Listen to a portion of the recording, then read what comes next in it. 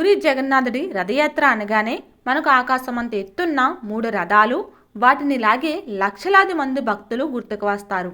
అయితే ఈ రథాలను ప్రతి ఏటా కొత్తగా కేవలం పవిత్రమైన వేప చెక్కలతోనే తయారు చేస్తారనే విషయం మీకు తెలుసా?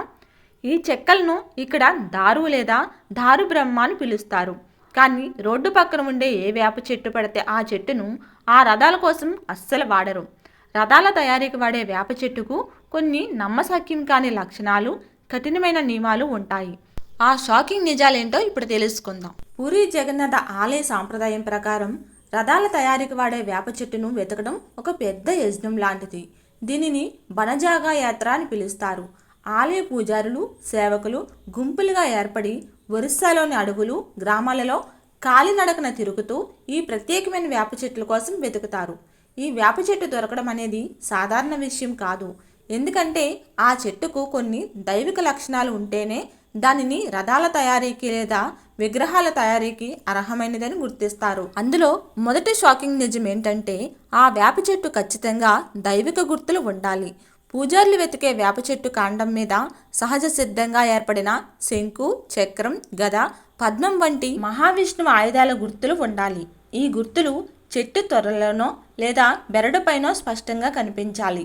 ఇలాంటి గుర్తులు ఉన్న చెట్టును చూసినప్పుడే అది సాక్షాత్తు జగన్నాథుడి లీలగా భావిస్తారు. రెండవ వింతైన విషయం ఆ చెట్టుకు రక్షణగా పాములు ఉండటం. అవును, రథాల కోసం ఎంపిక చేసే వేప చెట్టు మొదల వద్ద లేదా ఆ చెట్టు కొమ్మలపైన కనీసం ఒక నాగుపామైనా నివసిస్తూ ఉండాలి.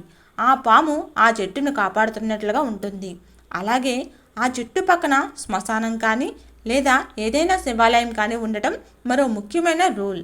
ఇవన్నీ వినటానికి కథల్లా అనిపించినా ఇప్పటికీ పూరి పూజారులు ఇలాంటి లక్షణాలు ఉన్న చెట్లనే వెతికి పట్టుకుంటారు. ఇంకా మూడవ నియమం ఏంటంటే ఆ చెట్టు చాలా పవిత్రంగా, స్వచ్ఛంగా ఉండాలి. ఆ వేప చెట్టుకు ఎలాంటి పక్షుల గూళ్ళు ఉండకూడదు. పక్షుల రెట్టలు వేసి అపవిత్రం చేసిన చెట్లను రథాల కోసం అస్సలు వాడరు. అలాగే ఆ చెట్టుపై ఎప్పుడూ పిడుగుపడి ఉండకూడదు. ఎలాంటి చీడపీడలు లేకుండా కాండం చాలా బలంగా, నిటారుగా ఉండాలి. చెట్టు చుట్టుపక్కల వాతావరణం కూడా చాలా ప్రశాంతంగా ఉండాలి. ఇలాంటి లక్షణాలు ఉన్న వేప చెట్టు దొరికిన తర్వాత పూజారులు ఆ చెట్టుకు ప్రత్యేక పూజలు నిర్వహిస్తారు. ఆ తర్వాతే ఆ చెట్టును నరకడానికి అనుమతి ఉంటుంది. ఇక్కడ మరో ఆశ్చర్యకరమైన విషయం ఏంటంటే ఈ చెట్టును నరకడానికి సాధారణ గొడ్డలను వాడరు. కేవలం బంగారం, వెండి, రాగితో చేసిన ప్రత్యేకమైన గొడ్డలను మాత్రమే ఉపయోగిస్తారు. చెట్టును నరికిన తర్వాత ఆ పవిత్రమైన కలపను ప్రత్యేకంగా అలంకరించిన ఎడ్ల బండ్లపై ఉంచి మంగళ వాయిద్యాల నడుమ పూరి ఆలయానికి తరలిస్తారు. చూశారుగా, పూరి జగన్నాథుడి రథాల కోసం వాడే వేప చెట్టు వెనుక ఎన్ని ఆశ్చర్యకరమైన ఆచారాలు, రహస్యాలు దాగున్నాయో. వందల ఏళ్ల నాటి ఈ సాంప్రదాయాలను పూరిలో ఏమాత్రం మార్చకుండా అలాగే పాటిస్తున్నారు.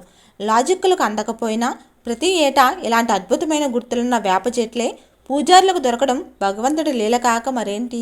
జై జగన్నాథ స్వామి.